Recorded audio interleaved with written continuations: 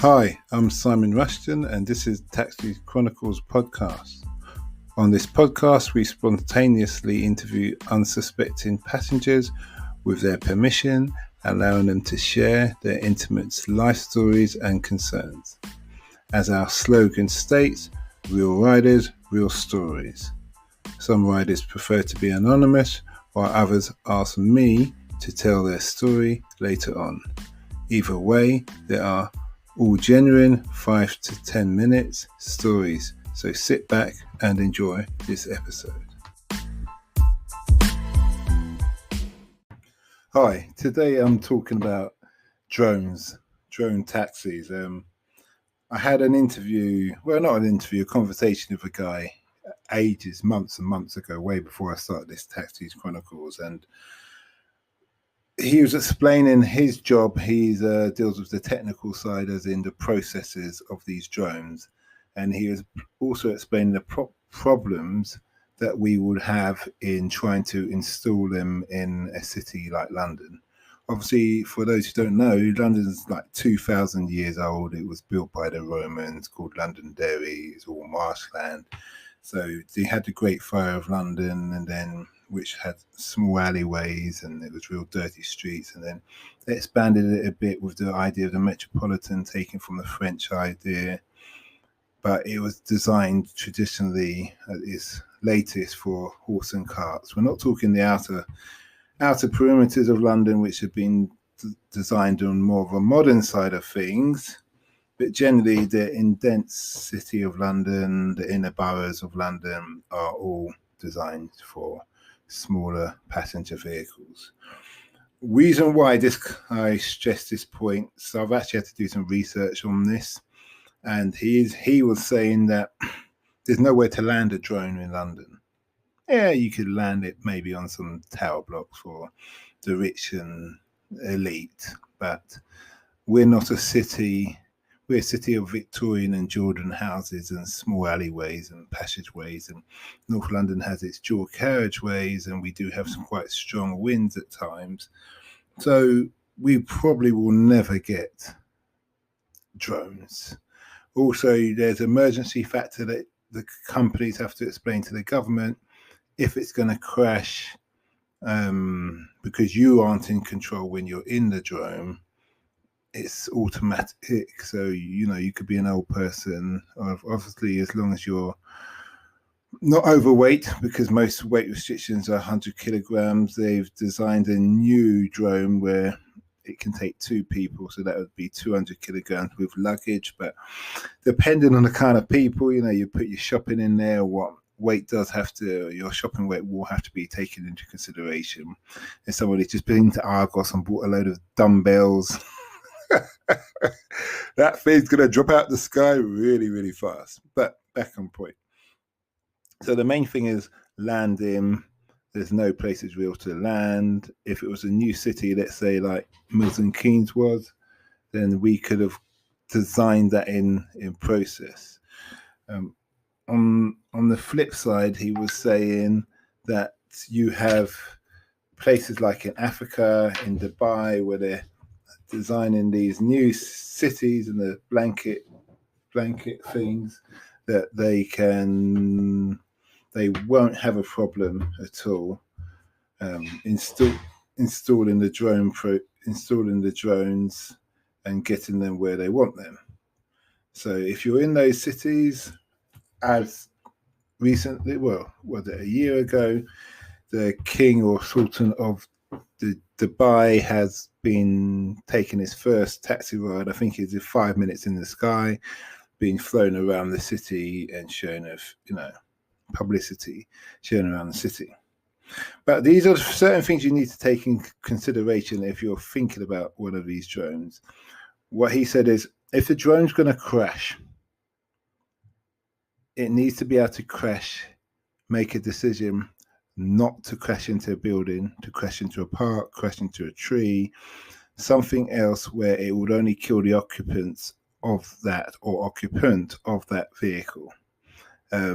These are things that they need to work out the computer on, or the robotics, or the AI as we call it, to understand, not building, not people, just a tree. Or even more kind of graphical, you could say, not a slim person, not a young person, a fat person, or an old person. Because statistically, the government puts a price on everybody's life of worth based on your physical health. You may not have known that, but that is a fact.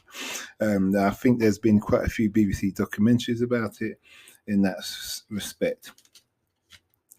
China seems to be way ahead with this drone business. They have a model called E-Hang. It's an 184 model. It's got four engines. It's totally electric. It's got air conditioning. It's got all the GPS. So you just get in there and you put your coordinates where you want to go, and which obviously is going to be limited. You can't make up where you want to go. It's got to be a designated place, and away you go.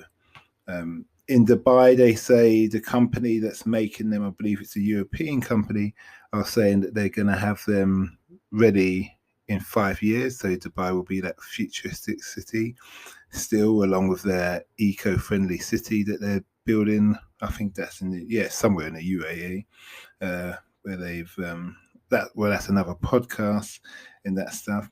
You've got a lot of competition. So 5 years may seem a long way away, but with China actually 2 years ahead, because they've invented them in China. Everybody knows China can do things overnight. You've got Airbus, you've got Kitty Hawk, you've got Uber, and you've got many more different brands who are trying to get these Ubers, these drone taxis out. Now, I know Amazon are doing drone deliveries. So, and that's working. That's working in certain places in America where it's open, plain, the weather's not too bad, and you've got those houses, close houses, where you've got those massive drives that people have with the green space. You could just drop the parcel on there, and they can see the parcels come in. So that's great. I don't think we'll ever have that in London. It's too congested, and that probably goes for a lot of cities in Europe. But there will be some futuristic elements. Now, he did also speak about Africa. I do talk about Africa in the other podcasts here, but Africa, it's a clean blanket for developing many cities. They've got a vast amount of land, and they can design these futuristic elements as well. So if you're living in Africa, who knows, if it's cost effective, maybe you'll be having those drones sooner or later and stuff. Just to give you a bit of specs about these drones, they can fly, the E-Hang 184 can fly 11,000 feet above sea level. I don't know under what kind of weather conditions that is. I assume they wouldn't fly if it's rainy or heavy rain, or even probably light rain and windy or thunder and lightning and all those kind of things. You can get up to 2 people in a pod. It's 100 kilograms weight per person. They all have a safety landing measure. So you've got 8 motors on that model, and if one fails, it will automatically find a place to land because you haven't got controls anyway. So that's great. Obviously, I assume they're made that they can actually fly on 4, so you've got a chance and things. But it'll be interesting. The question is, would you feel comfortable taking a drone?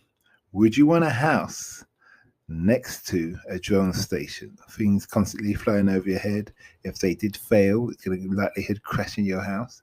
Who knows? Well, the future is drone. It definitely going that way. Maybe it's the one reason that the government's trying to get everybody off cars, that he wants to start having drones. There's also going to be another episode with a guy I spoke to, I think in the same day. He spoke about drone taxis. That's going to be interesting. All these things are putting people out of jobs within reason, from buses to Uber people, taxi people. But I suppose if you live in inner London, you'll be safe for now. But anyway, have a nice day.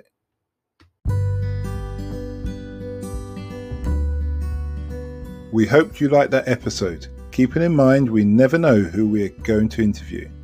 We post twice a day, 8 a.m. and 5 p.m. GMT. Have you ever considered the future economies to invest in? Why not listen to our sister podcast, Africa Investor Stories? Considering Africa has the fastest growing economies and population on Earth and has done for many years, it holds 30% of the world's known natural resources. We publish twice a week, Tuesday with a guest investor and Fridays talking about investment, politics and history, providing a clear understanding for any potential investor.